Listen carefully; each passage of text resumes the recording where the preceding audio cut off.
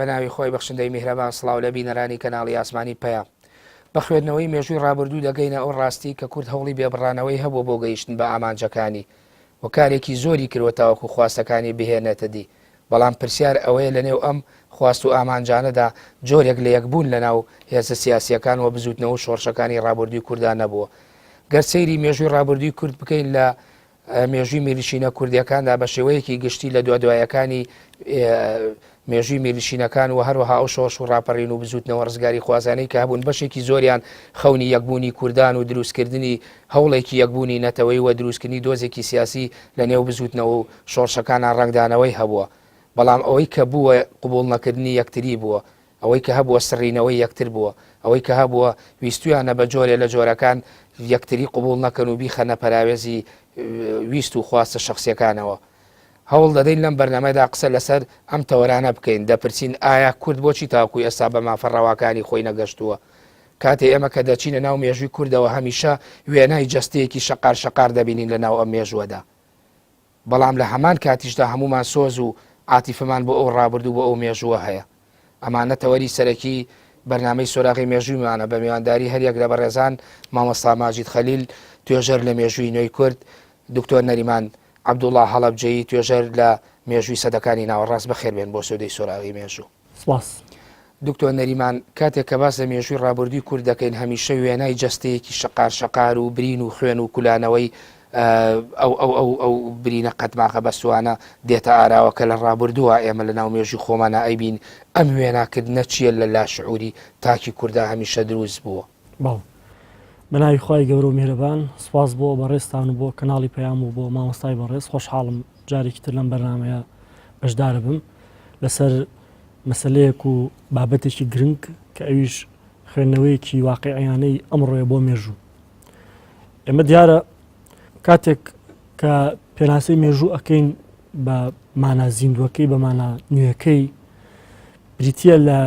خوێندنەوە بۆ سوودوەرگرتنی ئەمڕۆ هەموو کتێبانەی کە نووسەران و توێژەران لە دوای ئیبن خەلدونەوە بە تایبەتی نووسیوانە و هات جەختەکەنەوە لە مێژوو کە میلەتە زیندوەکان توێژەر ڕاستەقینەکان ئەو توێژەر و میلەتانن کاتێک کە مێژوو ئەخوێندنەوە دەبێت بۆی بیخوێندنەوە هەتاوەکو بۆ ئێستا و بۆ داهاتوو سوودی لێبین ئەمە هەر لە واقعە هەمومان ئۆتۆمبیلمان هەیە زۆر جارەوە بۆ خوێندکارەکانیش باسەکەم ئۆتۆمبیل سێ ئاوێنەی هەیە بۆ پشتەوە جامێکی گەورەشی هەیە بۆ پێشەوە هەمیشە بەرەو پێشەوە ئەڕێ بەڵام وێ ئاگاو لە دواشەوە بێ واتە ئێمە لە هەمووکو تاک هەمووکو کۆمەڵگە و هەمووکو دەوڵەت و هەم بە تایبەتی ئێمەی کورد زۆر پێویستمان بەوە هەیە بەردەوام وەکو سایقێک چۆن ئۆتۆمبیل لێخڕێ بەم شێوەیە ئاگامان لە مێژووی خۆمان بێ هەتاوەکو بزانین و بتوانین چۆن هەنگاوانین لە ئێستامان و لە داهاتوومان ئالم ڕوانگە زانستیەوە پێمان خۆش ئێمە بچینە ناو ئەم گفتوگویەمان ئەمڕۆ و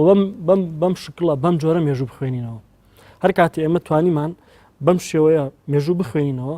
ئەو کاتە توێژەری ڕاستەقینەمان بۆ دروستە بێ سەرکردەمان بۆ دروستە بێ وەکەوەی کە بتوانێ ڕێبەرایەتی و پێشەوایەتی میلەت تێ بکە و حکومدارمان بۆ دروستە بێ بۆی دەوڵەتمەدارمان بۆ دروستە بێ بۆی دەوڵەت بابڕێەوە و کۆمەلگایەکی ڕۆشنبیرمان بۆ دروستە بێ هەتاوەکو بتوانن تەحملی هەموو ئەو گۆڕانکاریانە بکەن کە لە ساتەوەختەکانی ژیانیانە دێتە ئارام بەڵام من بڵین پرسیارەکەم کە بەو شێوێ بووم لە ڕوانگەی پێناسەکەی بەڕێستەوە دیوەکەی یعنی فۆرمێکی ترێم بە پرسیارەکە بۆ مێژووی ئێمە کە ئیخوێنینەوە بەشێکی زۆری مێژووی کارەسات و کولانەوەی برینەکانە بۆ هەمیشەت کارەسا دەخوێنینەوە لە ناو مێژوومان ئەمە من هەرۆکو پێشەکیەک باسم کرد بۆی ئێمە لەم لقەوە لەم ڕوانگەوە لەم گۆشەنیگاوە بچینە ناو باسەکەمان هەتاوەکو بتوانین ئەوانەی کە تەماشامانەکەن سوودێکیان پێ بگەێنین ئێمە کاتێک کە وەکو جەناب لە مقدیمەکەی باسی کرد کاتێک کە تەماشای مێژووی کورد دەکەین بە تایبەتی لە دوای ڕوخانی میرنشینە کوردیەکان 1950 ئاخر دەسەڵاتی میرنشینەکان کە میرنشینی بابان بوو لە ناوچوو لەو ساتە بە دواوە ئەبینی شتێک لە ناو مێژووی کووردا دروستە بێ پێوترێ بزوتنەوەی ڕزگاری خوازی کوردی ئەگەر یەکەم چەخماخە و یەکەم ساتەوەختی دامەزراندنی ئەم بزوتنەوەی بگەڕێنەوە بۆ میر بەدرخان پاشا کاتێک کە داوای لە میرەکانی دەوروبەری خۆی کرد وەرن بە هەمومان کۆبینەوە لەسەر بنەمای کۆنفیدرالیەک پەیمانێک کە پێوتێ پەیمانی پیرۆز کۆبینەوە تاوەکو ئەو قووەت و هێزەی کە هەمانە هەرێک بۆ خۆی نەبێ هەموو قووەت و هێزەکان یەخین تا بتوانین ئەنجامێکی باشتر بەدەستبێنین. بەڵام تەماشاکەی گرفتی ئەم چییە؟ گرفتی ئەمە بوو کاتێک کە کوی کردنەوە وتیان کێ بێ بە پێشەوامان کێ بێ بە ڕێبەرمان ئەو ڕازی نەبوو ئەم ڕێبەرایەتی و پێشەوایەتی بابەیەکێکی تر. طبعا لە پشتی ئەم فکرەوە شتێکی تر هەیە کە پێوترێ فکری هۆزایەتی یاخود بیرروڕای عشایری کە بەردەوام لە ناو مێژووی کووردا بەم ساتە وەختە شۆکێ مەقسەد یاکەین ڕۆڵە بینێ. دووسێ نمونەی تریان مۆ هەتا ئێمە ئێرە سمکۆی شکاک لە ساڵی 1922 بە هەمان شێوە داوای کرد کە هەموو سەرکردەکان با هەمومان بە یەکەوە دانیشین و کۆبوونەوەیکی پێکردن تاوەکو قوتەکان یەخین. بەڵام کاتێک کە هاتە سەر ئەوەی کە کێ ڕێبەر و پێشەوا بێ جگەل لە خۆی کەسی قوبوڵ نەبوو.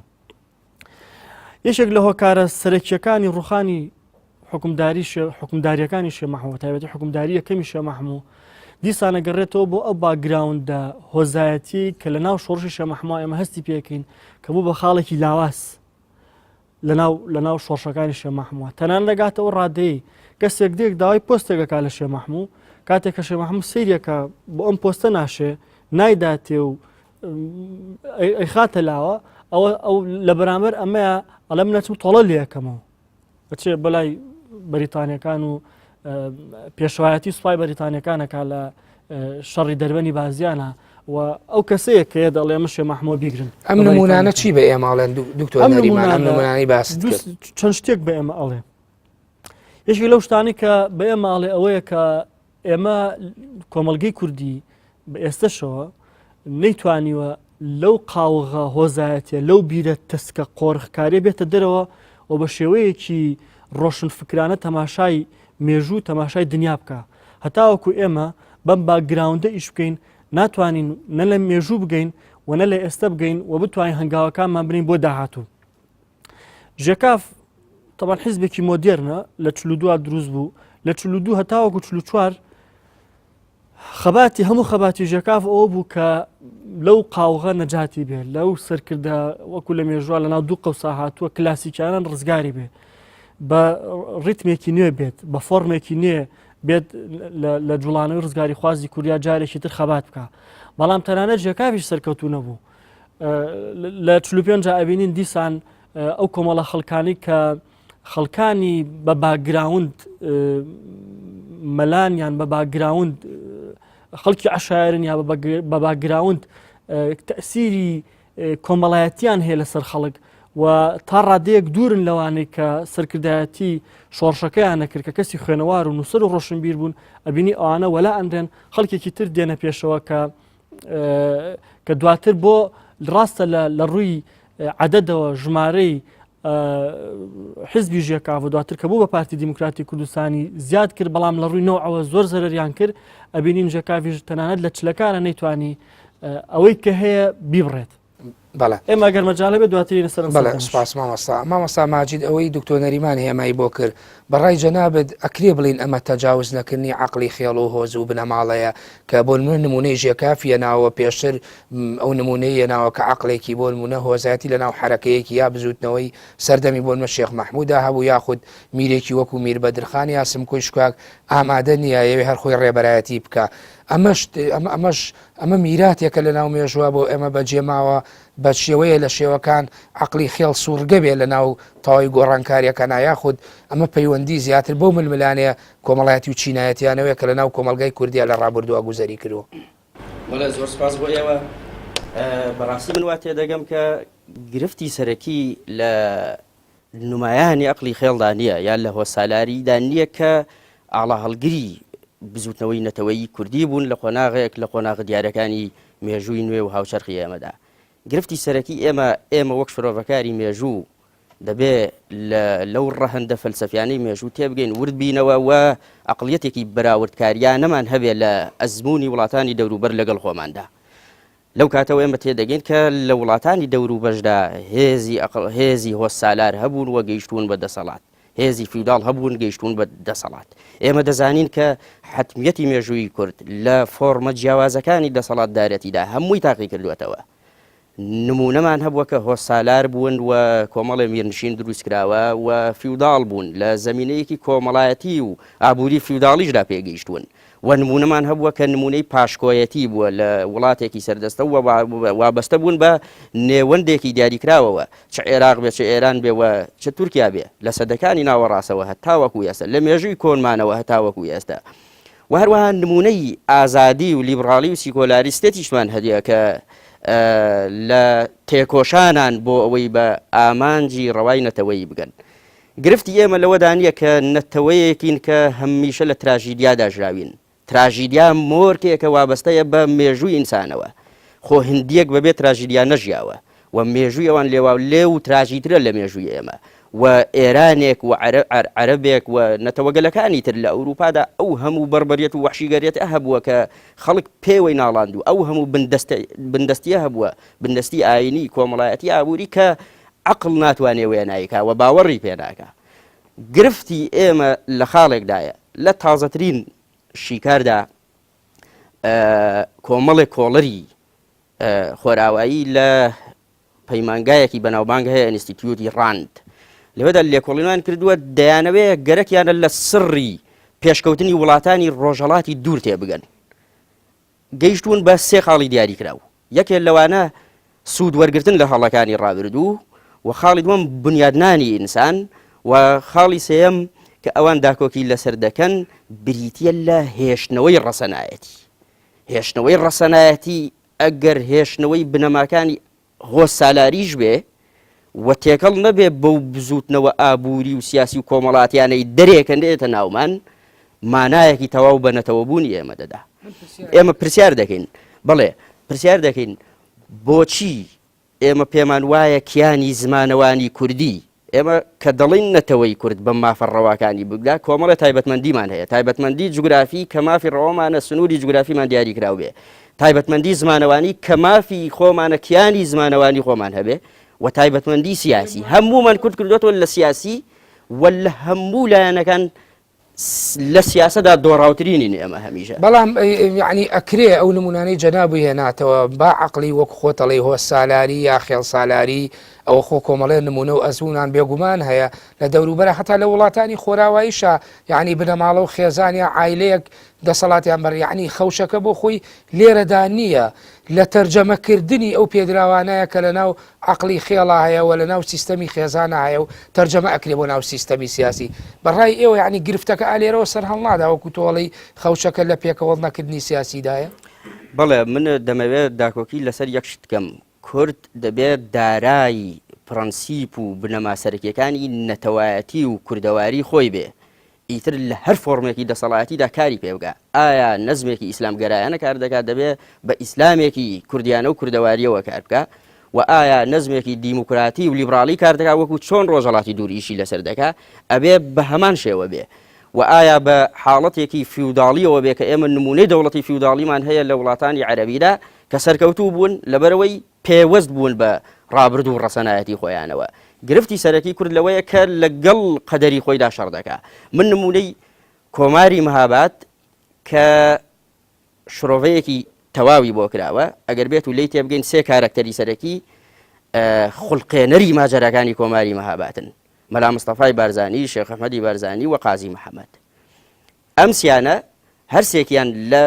چ سەرچاوەیەک و لە چ مەرجەیەکی ڕۆشنبیریەوە هاتبوون ڕێگەڕانەوە بۆ ئەو مەرجە ڕۆشنبیریە. مەسەڵەن شێخ ئەحمەدی بارزانی کاتێک کە تەسلیم دەبێ وابەستە دەبێ بە حکوومەتی ئەو کاتی عێراقیەوە و مەلا مستەفای بارزانی تەسلیم نابێ، ئایا دەکرێت ئێمە وەکو مێژونووس ئەمیان ناو بنێن بە خیانەتکار و ئەویان ناو بنێن بە شۆڕژگەر؟ نەخێر، چونکە هیچ کامیان نەیتوانیوە لە قەدەری خۆی. ئایا دەکرێت قازی محەممەد ناو بنێن بە خیانەتکار لەبەرەوەی کە تەسلیم و دراوە بە دادگا؟ بۆ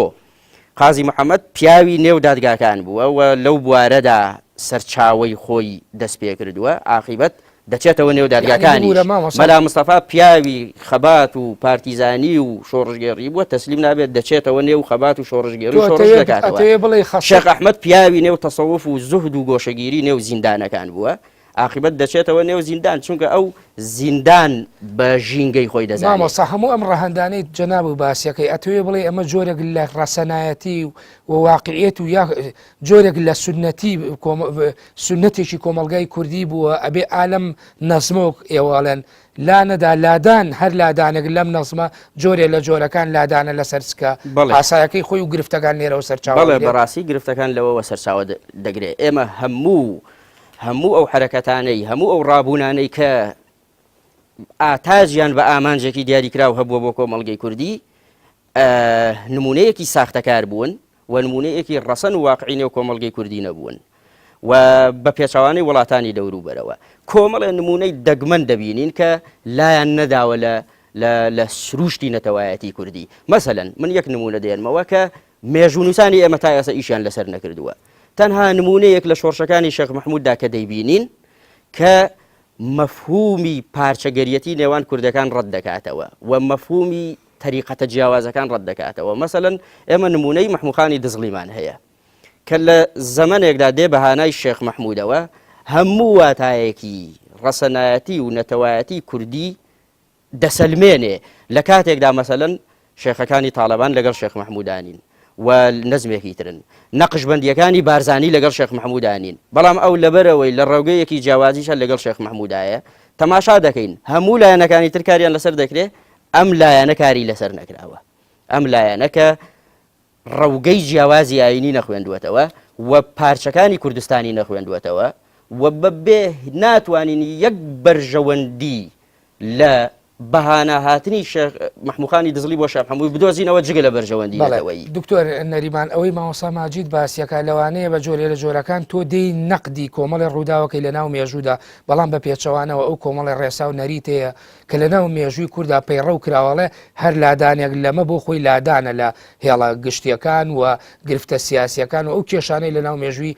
ئێمە کە هەمیشە ئەمڕۆ دوێنێ بوو ئەمڕۆ دووبارە بێتەوە سبەینێ چاوەڕوانەکرێت هەمیشە ئەو لادانانەیە لەبەرەوە لە کۆمەڵی دیسپلینمانەیە لە ناو مێژووی خۆمانە ئێمە بە پێیوەست بین پیانەوە و ئەو تا کۆمەڵی نمونەی هێنایەوە نازانم ڕای بەڕێزی چیە لەسەرەمە. خۆی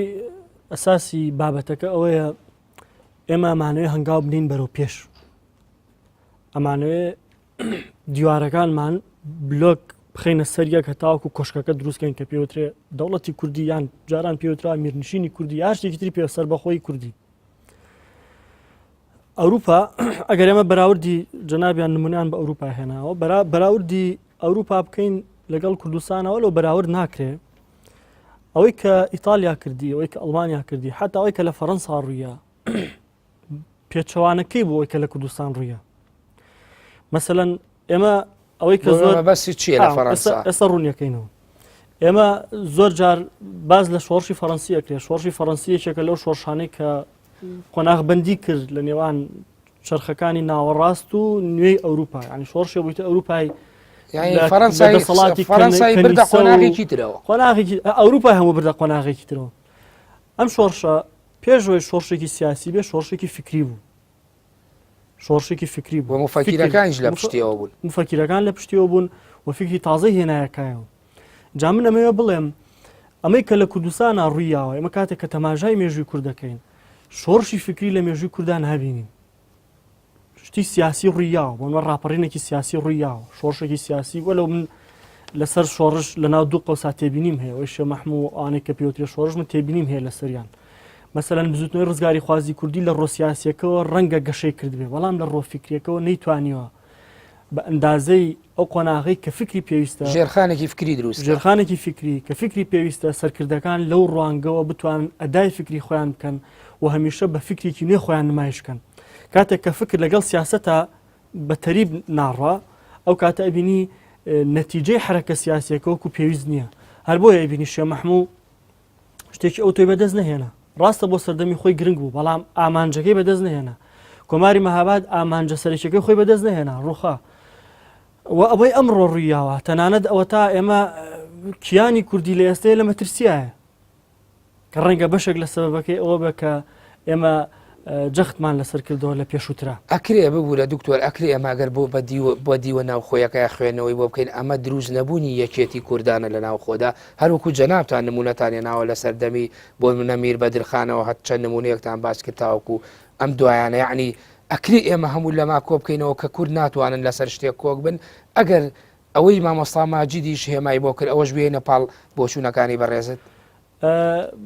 مەسەلە فکرەکە خاڵێکە طبعا ئەمە بۆ یەک خاڵ ناگەڕێتەوە بۆ یەک هۆکار ناگەڕێتەوە ڕەنگە ئەوەی کە من باسم کرد هۆکارێ بێ ئەوەی جەنابە باسەکەی پێکۆنە گونجان و نەبوونی یەکێتیەک لە ناو کوردانە هەتاوەکو ئەو هەموو بزوتنەوە ڕزگاری خوازی کە هەیە هەموو بە یەکەوە کۆکەنەوە و تعبیر لە یەک خواستینەتەوەی بکەن لە پێناوەک ئامانجینەتەوەی هەوڵ بن ئەمە خاڵە هی سلبی ئەمە بە هیچ شێوەیەک لە مێژووی کووردا نایبینین. مەسلەی ڕەسەنایەتەوەی کە مامۆستا باسی کرد شتێکی زۆر گرنگە. ئێمە کاتێک کە باز لەوە ئەکەین کۆمەلگا پێویستە لە کۆمەلگەیەکی و هۆزایەتیەوە هەنگاو بنێ بۆ کۆمەلگەیەکی مۆدێرن کۆمەلگەیەکی مەدەنی مەبەستمان ئەوە نییە کە خەڵک واز لە عەشرەت و خێزان و ئەوانی خۆی بێنێ مەبەستمان ئەوەیە لە چوارچێوە گشتیەکەیە کاتێک کە ئێمە بۆ نمونە پێناسەی بیری نەتەوایەتی ئەەکەین ئەم فکرەن نەتەوایەتی ئێمە کاتێک ئەمانەوێت دەوڵەتێکی نەتەوەی دروستکەین دەوڵەتی نەتەوەی بە هیچ شێوەیەک دروست نابێ لە کۆمەلگایەکە کە تاکەکانی عقڵێتێکی عشایریان هەبێ واتە ئینتیمای هۆزایەتیان هەبێ لە هیچ وڵاتێکە نەبووە دەوڵەت دروست بێت لەسەر ئەساسێکی نەتەوایەتی بە باگراوندێکی نەتەوەی بەڵام تاکەکانی کۆمەلگا بەگشتی باگراوندێکی فکری عشایریان هەبێ بەڵام لە بنەڕەتە نەتەوایەتی سنووری عشاری بەڵام دکتۆر ئەگەر بێت و یعنی کۆمەلگا کۆڕاییەکیانە بێ یا دەستە جەمعیەکیانە بێت لەسەر ئەمە بۆ ئەبێ ئەمە خراپەکەی چێکە یعنی گرفت چییە لە کۆمەلگایەکە ببوو لە ئەوروپا بۆ مە عایلەیەک دێت عایلەیەکە و دەستورێکیە بۆ لە وڵاتی و بەریتانیا وڵاتە با بڕێ بەڵام دەستورێکەیە کۆمەڵەش یا شوێن هەیە هەر دەستوریشینە بەڵام دیت ئیجماعێکی کۆمەڵایەتی لەسەرەوە ئیجماعێکی گشتی لەسەرە ئەگەر ئەمەوەکو تایبەتمەندی ناوچەکان وەربگیرێ ئەبێ بۆ ئەمە خەوش دروستکالەوە ئەوە شتێکی جیاوازە ئەو خێزانە مالیکانی کە لە سوید و لە دانیمارک و لە بەریتانیا و لە هۆڵەندا و لەمانە حکومەکەن شتێکی زۆر جیاوازە ئەی ئەمانەی نمونەی وڵاتانی عەرەبی و کەنداو چییە؟ ئەوانەکەی ئەمەش مۆدێلەکە بۆ خۆیان ڕێکەوتون نەسەری ئەمە بابەتێکی ترە ئەوەی کە ئێمە باسەکەین لە مێژووی کووردا شتێکی ترە بەڕاستی ناتوانین بیگونجێن و بەراوردی بکەین لەگەڵ هیچ جۆرە مۆدێلێک لەو حکومڕانانەی کە لە بنەڕەتە دەوڵەتیان لەسەر دامەزراوە وڵاتانی عەرەبی کەندا و وڵاتانی ئەوروپا ئەوەی کە پێوتێ فکری نەتەوایەتی جا فکری نەتەوایەتی عەرەبی بێ یان فکری نەتەوایەتی هەر میلەتێبێک کە دەوڵەتەکان لەسەر دامەزراوە لە ڕاستیان لە بنەڕەتە ئەوەی کە پێوترێ ئەفکاری عشایری کۆمەلگاکە بڕیوێتی و ئەو سوورەی بەزاندووە و چۆتە سوورێکی تر ئەمە کێیکە ئەمە کۆمەڵی مفەکیرێکن و کۆمەلگایەکەی کاکە ئەم کۆمەلگایە بەشێکی هەرە زۆری قەنەعەتی بەوە هەبێ بۆ ئەوی ئەم میلەتە دەوڵەتی هەبێ پێویستە باگراوندی هۆزایەتی عشایری لە خۆمان دابڕنین چونکە تۆرە هەست بکە تێبینی بکە ئێمە هەست بە زۆر شتەکەین لە مێژووە ئەم خاڵێکی ئێمە باسی لێوە ئەەکەین خاڵێکی تەواو بنەڕەتی بۆ شکست پێهێنانی بەشێکی هەرە زۆری شۆڕشەکانی کورد لە مێژووی کووردا وە بێ ئێستاشەوە یعنی بڕۆ تەماشای شۆڕشەکانی کورد بکە بزوتنەوەی ڕزگاری خوازی کورد بکە لە 1960ەکانەوە هەتاوەکو ئێستا یەکەمین خاڵ کە تۆ تێبینیەکەی ئەوەیە کە ئەم سەرکردانە نەیانتوانیوە قۆناغە هۆزایەتەکە ببڕن و بێنە قۆناغێکەوە کە مەیدانەکە پێویستێتی بۆیە بەڵام پێوانێ ببوورە بەڵام پێوانێ ئێمە ئەگەر کۆمەلگا بینەوە ناو سیاقە مێژوویەکەی خۆی یا هەموو قۆناغی خوێندنەوەی تایبەتی ئەو سەردەمەی بۆ بکەین و تەجاوزی نەکەین بەرەو قۆناغی ترە مەحاڵەتی تەبیعی و ئاسایی گەشەکردنی ناو کۆمەلگا بووە بڕابکە هەروەکو چۆن ئەمڕۆ و دوێنێ وەکو یەک بەراورد ناگرێت نمونەم هێنایە خۆی ئەوە لە فەلسفەی تاریخ خاڵێ تۆ بۆ ئەوەی شیکاری ڕوودا مێژووەکان کێ بێ بگەڕێتەوە بۆ ئەو سەردەمە خۆی من بەراوردم هێنایە و تمژەکە ویستی گۆڕانکاری بکە بەڵام نەیتوانی یعنی لە ناو کۆماری مەهاباتە من ڕەنگە لەگەڵ مامۆسای لەوە یەک نەبم ئەوەی کە ڕۆڵی زۆر سەرەکی هەبوو بۆ کۆماری مەهاباد ڕۆشنبیرەکان بوون عەبدوڕەحمانی زەبیحی و داودی و هەژار و هێمن و ئەمانە بوون دواتر قازی محەممەد و مەلام سەفای بارزان و ئەوانتر دێنە ناو مەیدانەکەەوە وەکوتم ژێکا ویستی ئەمە بکە بەڵام پێی نەکرا و نەیتوانی ئەو سنوورە ببەزێنێ چونکە لە ڕاستیا کۆمەڵگەی کوردی بەگشتی نەگەشتووە ئەو ئاستەی کە تەقبولی ئەو داواکاری بکە کە ژێکاوی ویست. بەڵێ ماوەستا ماجد هەموو ئەم ڕخنانەی کە باسەکرێ ئایا ئەپێتە هۆکاری ئەوەی کە یعنی یا ئەمانە بوونەتە فاکتەری دروست نەبوونی یەکێتی کوردان و نەبوونی گوتارێکی ڕێک پێکەوە یاخود نەبوونی سیاسەتێک بەیەکەوە یا نەبوونی دەستە جەمعیەکی گشتی کە هەموو کۆڕایی لەسەر بێت. بەڵام من ناوبرێک وەرەگرم دوای ناوبڕەکە وەڵامی بینەران بنەوە. بینەرانی بەڕێز و خۆشەویست ناوبڕێکی کورد وەردەگرین و دەگەڕێنەوە لاتان.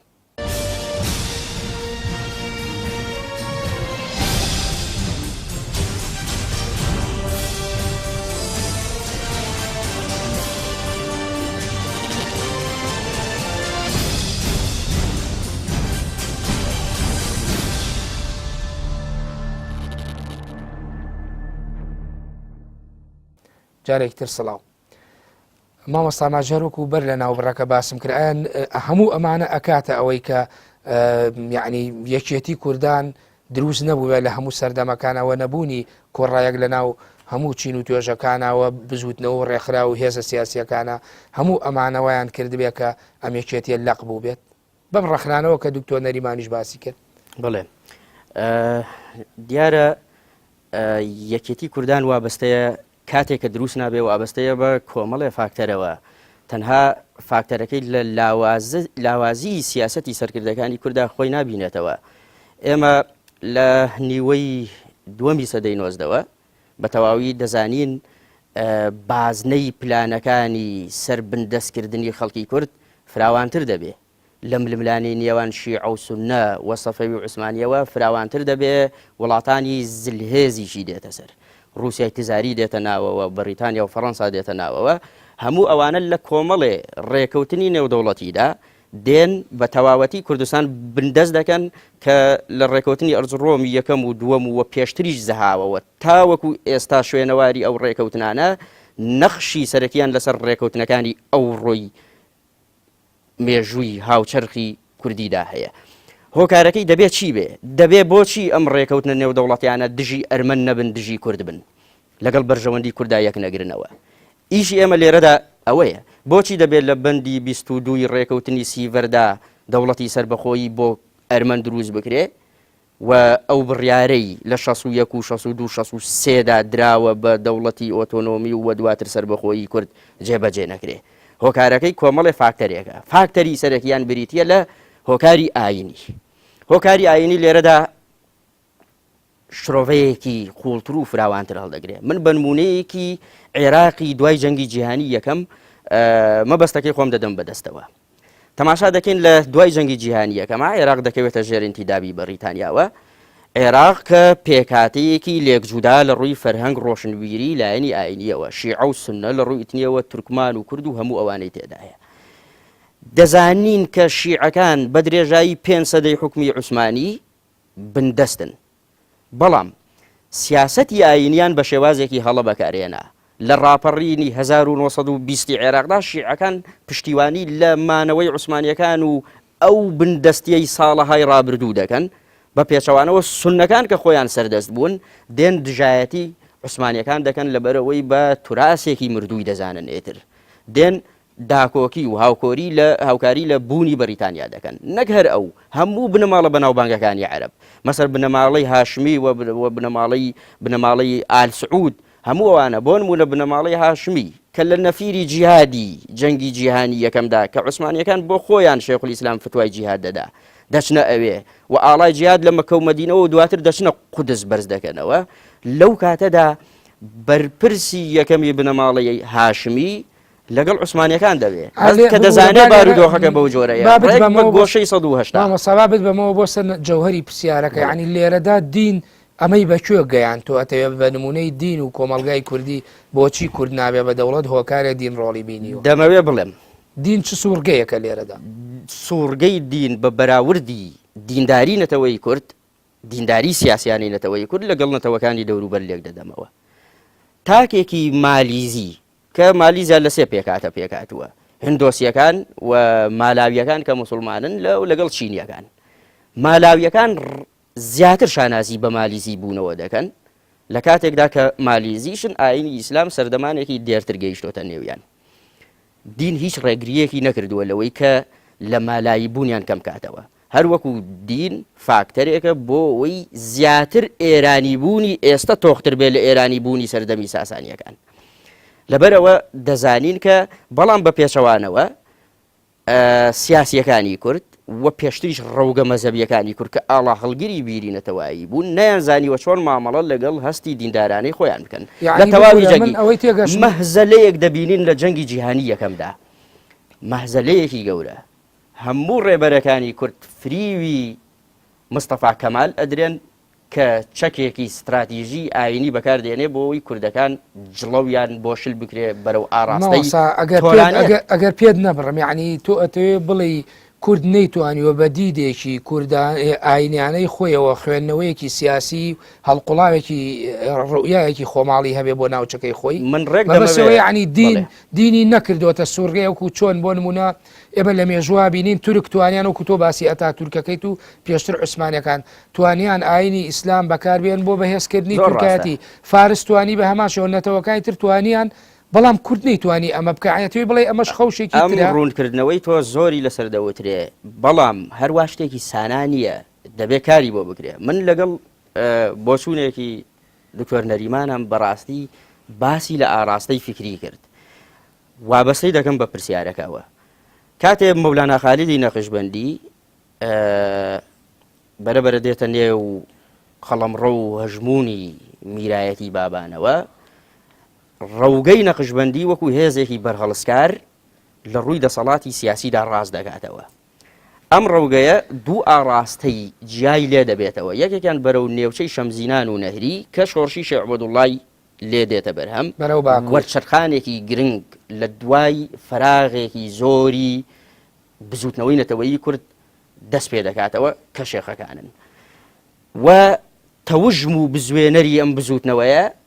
ڕێبازە نەقشبەندیەکەی ئەو شێخانەیە بەڵام ئاڕاستی دووەمیان بەرەو ناوچەی هەورامانە شێخ عوسمان سەراجەدینی یەکەمە ئاڕاستەیەکی فکری و هزری دەگرێت بەڕاستی خوێندنەوەیەکی لۆژیکی بۆ واقعەکە کردووە لە کاتێکدا و ئاڕاستەیەکی گرتووەتە بەر کە زانیوێتی بە دەردی شێخ عەبدوڵڵای نەهری دەچێت و نەزمە ئاینەکەی نەگەیشتۆتە ڕادەیەک کە لە بەرامبەر ئاینداری سیاسی 5 سەدەی عوسمانیەکاندا خۆی ڕابگرێ و هەر دەزانین بەو جۆرەش فریودرا بەڵام شێخ عوسمانی سەراجەدین چی کرد تەنها کەسێک تەنها ڕەوگەیەک کە لە ناوچەی هەوراماندا توانیوێتی پاسنووری کوردستان ببەزێنێ و تاکی کوردی ببێ بە تاکێک لە شوانکارایی لە دڕندەیی لە چەتەیی بێتە دەرەوە ئەوانن پیرۆزی داوە بە تاکی کورد ئەم ڕەوگە مەزهەبیە بووە دەبینین بۆ نمونە سادەتر دەکەمەوە نمونونەکەی کاتێککە بە فکر ئیشت کرد ئیشت لەسەر تایبەتمەندەتەوەیەکان کرد تێدەگەی چی دەکەی هیچ کام لەو شێخانە نەهیان لە یارسانی بوون نەکردووە درێژەیان داوە بەو ڕەوتە یارسانی بوونە بە جۆرە لە جۆرەکان باسی زەردەشتیان نەکردووە لە مەفهومی مێژوو تێگەیشتون دەبینین ئێستا بۆ لە سەعدیە و جەلەولەدا تاکی کوردی سەردەبڕێ تاکێکی بێزراوە و تەکفیر دەکرێت بۆچی لە سەردەمی ئەو شێخانەدا لەوێدا داوایان کردووە لە حەویجەوە مەلای ناوچەی هەورەمان بچێت نەسیحەتی ئەوان بکە تاکی کورد پیرۆز بووە وەک کورد بوونەکەی وای لێ کردووە یعنی تەماشاکەی ئاینەکەت وای کردووە کە سنووری جوگرافیای کوردستان ببەزێنی بەڵێ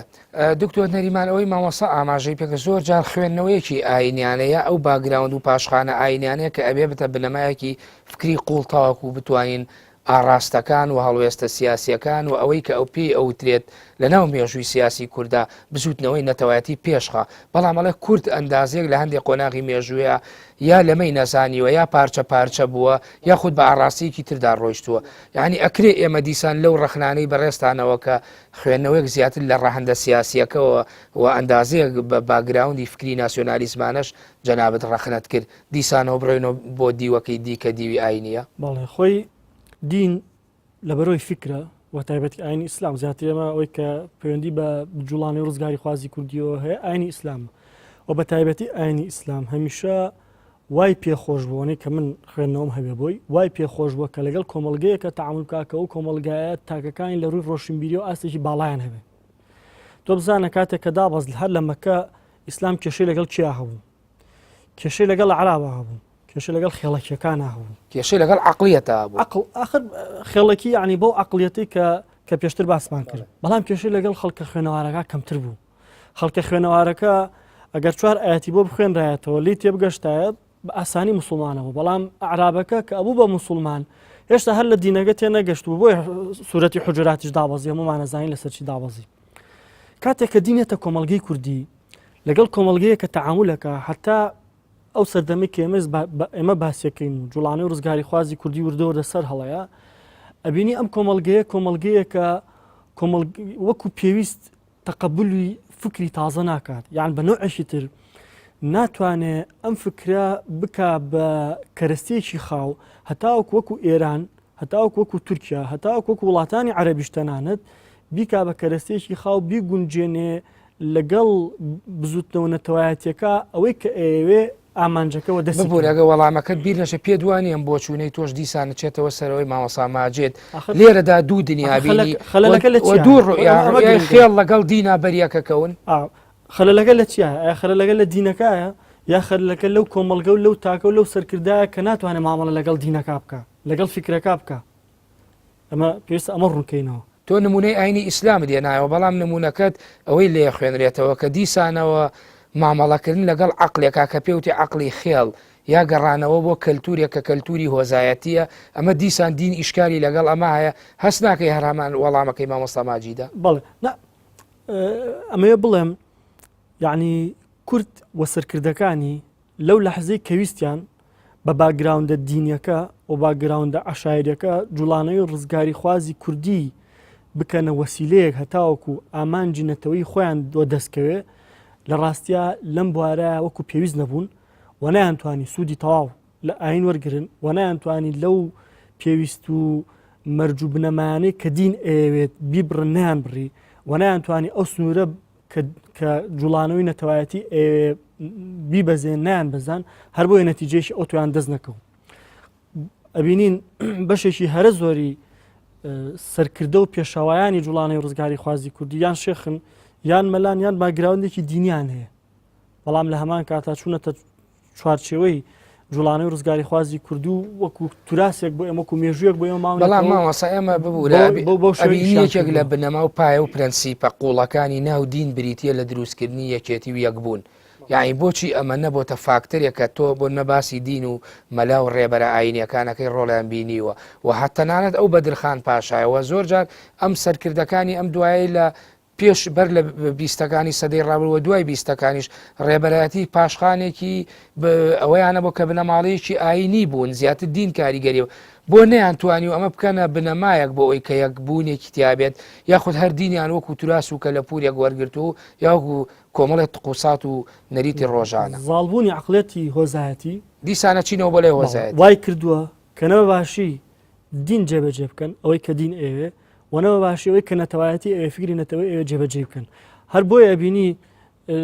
لە نۆسەوەکانەوە با بڵێن یان پێش نۆسەدەکان پێش سەدەی ڕابردوو کاتێککە جوڵانەوەی فکری نەتەوایەتیەتە ناو کوردستان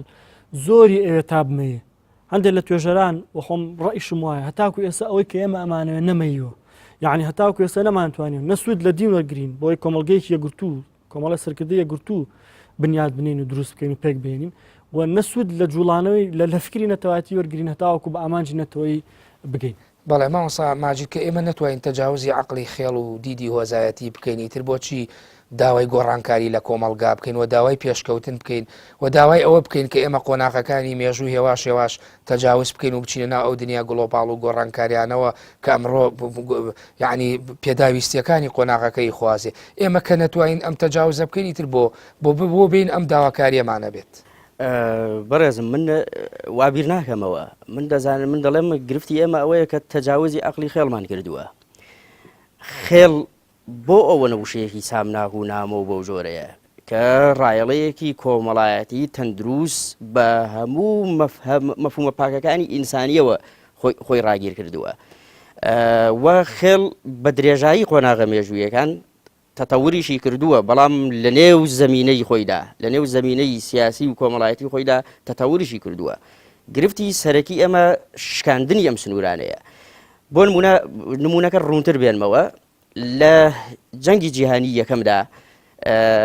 سعیدی نەوڕەسی ڕابەری بزوتنەوەی نورجوولوەکان ئەو لە کاتێکی لەو جۆرەدا کاتێک کە ئیمپراتۆریەتی عوسمانی ئیتر دەڕوخێ هیچ ئومێدێک نەماوە پیاوە نەخۆشەکە دەمرێت سەروەختی مردنیەتی ئەو لەو کاتەدا داوای دروستکردنی زانکۆیەک دەکا وەکو زانکۆی ئەزهەر ئامانجی سەرکیشی لە دروستکردنی ئەو زانکۆیەدا بۆ پاراستنی بنەما و بۆ پاراستنی پرەنسیپە نەتەوەییەکان و بۆ پاراستنی کولتور و فەرهەنگ و ڕەسەنایەتی ئەوەیە ئێستا هەموو ئەو پێشکەوتنانەی کە لە تورکیادا دەبینرێتەوە کە دەزانین لە تورکیادا لەسەر دەستی هەر پارتێکی سیاسی بێ دەزانین پێشکەوتنێکی گەورە لە ڕووی ئابووریەوە ڕوویداوە لە ڕووی کۆمەڵایەتیەوە ڕوویداوە و ئەگەر بێت و بەرژەوەندیەکانی وڵاتانی نێودەوڵەتی نەبێ تورکیا بە ئاقارێکی ئێجگار پێشکەوتودا دەڕوا بە تایبەتی لە ڕووی کۆمەڵایەتیەوە هەوێنی ئەو پێشکەوتنە خۆی لەو ئەقڵیەتە بینیتەوە کە سعیدی کوردی بنیادی بناغەکەی بۆ داناوە ئەو لەگەڵ ئەوەدا نەبووە کە تەجاوزی عەقڵی خێڵ بکرێ تەجاوزی عەقڵی خێڵ بەمانەوەی تایبەتمەندیە دواکەوتوەکان قەوماتێکی بەهێزی مانەوەی کۆمەڵگای داناوە ئێستش بنەمایەکی خێڵگەریەتی نییە لە پێشکەوتوترین وڵاتی ئەوروپادا لە منهەجی پەروەردەدا شوێنی نەکرێتەوە و ئیدیۆمەکان قسەکردن ببوورە مامۆستا ماجید یعنی ئەمە زۆر جار تەجاوزەکە بۆ یعنی تەجاوزەکە و ئەپەڕێتەوە بۆ ناو بەرژەوەندی گشتی یعنی دێتە ناو سیستەمی سیاسیەوە دێتە ناو سیستەمی ئیداریەوە یعنی ئەمە ژیانی کۆمەڵگایەکی پێوە پەیوەستە تەجاوزی ئەمە دەکا ئەمەی کە جەنابەت باسیەکەی کۆمەڵێ بنەمای قوڵی فکری و ئەخلاقی و پەروەردەی و ڕەسەنایەتیە بەڵام کە تەجاوزی کرد بۆ ناو فەزای گشتی ئەمە نابێتە خەتەر لەسەر کۆمەڵگا بەڕێزەکەم تەماشای دانیشتەکانی پەرلەمانی بەریتانیا بکە دەماشای دانیشتەکانی ئەنجومەنی نوێنەران بکە لە ئیسرائیلدا ڕێک لەسەر هەمان نەزمە کۆنەکەی خۆیانەکە خێڵەکانیان دەرەبەگەکانیان چۆن دانیشتون هیچیان نەگۆڕیوە تەتەوریان پێکردووە لە نێو زەمینەی خۆیان بەڵام کاریگەری نێگەتیڤی بۆ سەر فەزای گشتی بەجێ دانیشتووە ئەوەی کە دانیشتوە لەو پەرلەمانە بە چ عەقڵێتێکەوە دانیشتووە کاریگەری نێگەتیڤی بەسەر کۆمەڵگا بەجێ نەهێشتووە ئەوە سەرۆخێڵەکە دانیشتووە یا کەسێکی بیرمەندی مۆدێرنی ئەوەیە کە کۆمەڵگەی بەڵام دەستبەرداری نەریتە خێڵەکێدانی ئێمە تەماشاکە ئێمە کەسێکی وەک بەدرخان کە یەکێکە لە میرە فیوداڵەکان لە میرنشینی بۆتاندا کەسێکی وەکو میر محەممەدی سۆران هەموو ئەوانە عەبدوڕەحمان پاشای بابان هەموو ئەوانە لە سەروەختی دەسەڵاتگرتنە دەستی خۆیان خوێنکاریان نردووەتە دەرەوە بۆ خوێندن لە سەروەختی دەسەڵاتگرتنە دەستی خۆیانە گرنگیان بە بواری پەروەردەداوە و گرنگیان بە ئاوەدانی داوە و گرنگیان بە فرەیی داوە گرنگیان بە ئامادەیی ئەو شتە داوە کە ئێستا پێی دەوترێت جێندەر ئەمە چ ژێرخانێ بوو تا سەرخانی پێ بنیاد نەزمەکە نەزمێکی فیوداڵیش بووە چونکە شێخ عەبدوڵڵای نەهری با تەماشاکەین شێخ عەبدوڵڵای نەهری هیچ کاریگەریەکی بۆ نمونە کە هاوسەردەمی بزوتنەوەی وەهابی و بزوتنەوەکانی تر بووە و کۆمەڵێ بزوتنەوەی ترمان هەیە ئێمە دەزانین کە لە نێو زەمینەی نیمچە دوورگەی عەرەبیدا کە دروست دەبێ دەزانین چ شۆڕشێکی هزری و نەتەوەیی لەوێدا دروست کردووە کاتێک کە شێخ عەبدوڵڵای نەهری بۆ کاریگەری ئەوی لەسەر نییە ئەی ئێستا حەرەکاتێکی ئیسلامی کە دروست دەبێت بۆ کاریگەری ئەوی لەسەرە لەوێدا بۆ دیمەنە نەتەوەییەکە زۆر بەڕوونی و تۆخی دەبینرێ ئەی لێرەدا بۆچی نابینرێ مەبەسم ئەوەیە با لایەنە سیکۆلار و لیبرالەکانیش وەرگرین من مەبەسم هیچ ڕەوتێکی سیاسی نییە لێرەدا با ئەوانیش تەماشاکەین بۆچی ڕەوتە سیکۆلارەکانی ئێمە ڕەوتێکی سیکۆلاریستی نین تەنها دروشمن تەنها ساختەیە بۆچی دیموکراسیەتی لێرەدا هیچ نییە جگە لە ناوێک تەنانەت ناوەکەشی پێڕەوا نابینرێ هۆکارەکەی ئەوە چییە لەبەرەوەی دیموکراسیەتی بە کۆپیکراوی هێنراوە دیموکراسیەت تەشەنەسەندنی دیموکراسیەتی مەرجعی ڕۆشنبیری کوردی نەبووە کە لە مەرجعی ڕۆشنبیری خۆیدا هەبووە لە مێژووی کۆنی ئێمەدا چەندین نمونە هەبووە درێژە پێدەری ئەوانە نەبووە ئێمە ئێستاش خۆمان ماوەی بەرنامەکەم تەوامزام دکتۆر تەعقیبێکی لەسەر قسەکانی بەڕێزدا بوو پێم وابێ من زۆر ئەگەر بچکوان ماوەی بەرنامەکەم زۆری نەماوە دکتۆر نەریماگە بە کورتی بگێنی ڕەنگە لە ئەخیر قسەکانی مامۆستا ماجید زۆر لەگەڵ ئەوەیە بە من زۆر بڕوان بەوە هەیە کە گۆڕانکاریە بێ ڕاستەوخۆ لە نێو کرۆکی کۆمەڵگەوە سەر هەڵبا هەر گۆڕانکاریەک لە نێو کرۆکی کۆمەڵگەوە سەر هەڵنەیە دەرەنجامی نابێ گرفتی سەرەکی کۆمەڵگەی کوردی بە درێژایی مێژوو ئەوە بووە کە نەیویستووە ئەو گۆڕانکاریە ڕیشەیانەی کە بنەڕەتیانەی کە پێویستە ڕووبا لە سەردەمە لە زەمەنە مێژوویەکانە یان نەویستراوە ڕووبا یاخود نەیتوانیوە ڕووبدات وتاوەکو بەرەنجامێکی هەبێت دەرەنجامێکی زۆر باشی هەبێت دیسان ئەمە ڕەنگە یەکێک لە هۆکارەکانی ئەوە بێ کە لایەنە کۆمەڵایەتیەکەی کۆمەڵگەی کوردی بێ خۆتە زانی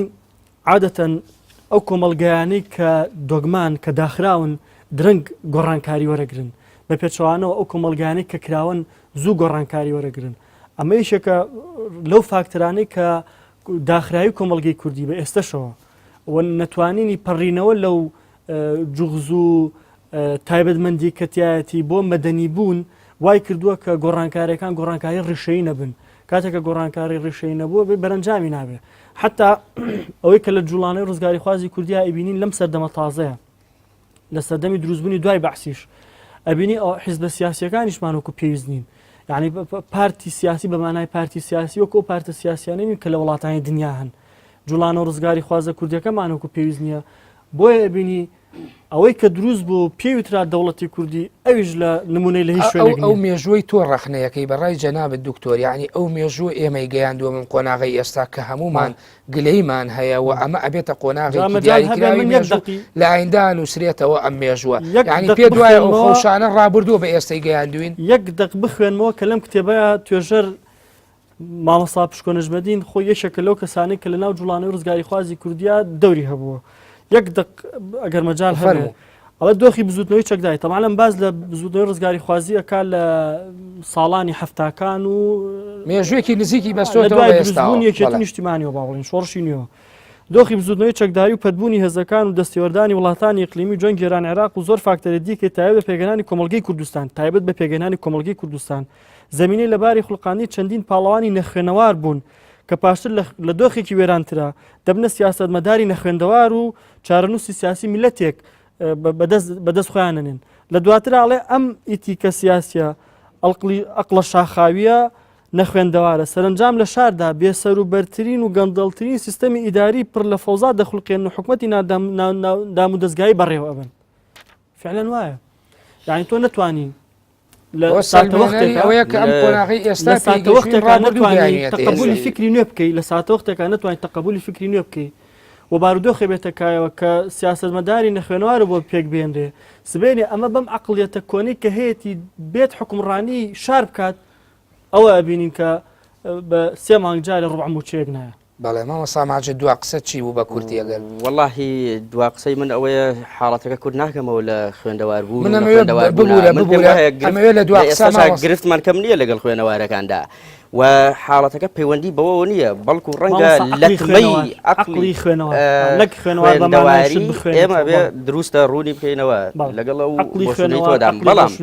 بەڵام بۆ زیاتر کۆتاییهێنان بە باسەکەمان نمونەیەکی ئەوروپا وەربگرین ئەو هندۆس و ئەو پاکستانیانەی کە لە میانی سربەخۆیی و پێشتری ئیستیعماری بەریتانیادا چوونەتە خۆرئاوە هەتا وەکو ئێستش لە کوچە و کۆڵانەکانی لەندەن و مانچستەر وانەدا دەیانبینی بە جلو پۆشاکی خۆیانەوە بە تۆنی قسەکردنی خۆیانەوە تەنانەت کە بە ئینگلیزیش قسە دەکەن یەکسەر دەزانی خەڵکی ئەوانن بەڵام کوردێک کە لە سەفەردا کە دەچێتە ئەوێ هێشتا نەگەیشتۆتەوە زمانی قسەکردنی دەگۆڕێ زمانی خۆی لەبیر دەچێتەوە کولتوری خۆی لەبیر دەچێتەوە پۆشاکی خۆی دوورتان نزیک لە یاد نایەتەوە مامۆستا ماجید من پێشتر وتم ماوەی بەرنامەکەم تەواو بۆ تۆ ئەتەوێ هەموو ئەم نمونانەوە تۆ بەڕێز دکتۆر نەریمان هەموو ئەم نمونە و ئەم بەریەکەوتنانەی ناو مێژوو ئەتانوێ بۆ ئەوە بهێنەوە کە دیسان دوجارە چینە سەرەوەی نەبوونی یەکێتی کوردان هەموو ئەم خەوشانە هەموو ئەم گرفتانە هەموو ئەم کێشانە لە ناو مێژووە دروستی کردووە دروستە من ڕێک بە کورتی ئەوە دەڵێم کە ئێمە دەبێ لە خۆمانەوە دەست پێ بکەین و ئەو دەست پێکردنەش تەنها بە داکۆکیکردن دەبێ لەسەر پەروەردەیەکی تەندروست و ڕەسەن لە نێو کۆمەڵگەی کوردیدا کە دەبێ بایەخی پێ بدەین و داکۆکی لەسەر بکەینەوە و دواتریش سازان و ملدانی نێودەوڵەتی بۆ ئێمە دێتە پێشەوە بەڵێ دکتۆر نەریمانی و داقە تۆش قسە ئەگەر بە کورتی لەسەر ئەو دێڕە یەکێتی کوردان لە بەریەکەوتنەکانی مێژوودا تۆ یعنی شتێکی کورتی لەسەر بڵێ و دو قسەت لە بەرنامە بڵێم ئێمە پێویستە تاشی کورد و کۆمەڵگەی کوردی ڕەسەنایەتی خۆی لە دەست نییە بەڵام ئەبێ کۆمەڵگەیەکی کراوە بێت و بتوانێت فکری تازە وەرگێ کە فکری تازەی وەرگر عقلی کرایەوە ئەو کاتە پێکەوە ژیان دروستە بێت کە پێکەوە ژیان دروست بوو ئەو کاتە جوڵانەی ڕزگاری خوازی کوردی نەتیجە و بەرەنجامی باشێ بێت. بەڵێ زۆر سپاس بۆ دکتۆر نەریمان عەبدوڵڵا هەڵەبجەی مامۆستا لە زانکۆی هەڵەبجە و توێژەر لە مێژووی سەدەکانی ناوەڕاست. زۆر سپاس بۆ مامۆستا ماجید خەلیل توێژەر لە مێژووی نوێی کورد و مامۆستای زانکۆ. سپاس دووبارە بۆ ئامادەبوونتان لە ستودیۆی سۆراغی مێژوو. بینەرانی بەڕێز و خۆشەویست بەم شێوەیەتمە کۆتایی سۆراغی مێژووی ئەم جارە تا سۆراغێکی دیکە بەخوای گەورە و میهرەبانتان دەست پێرم. خواتان لەگەڵ کاتێکی خۆش.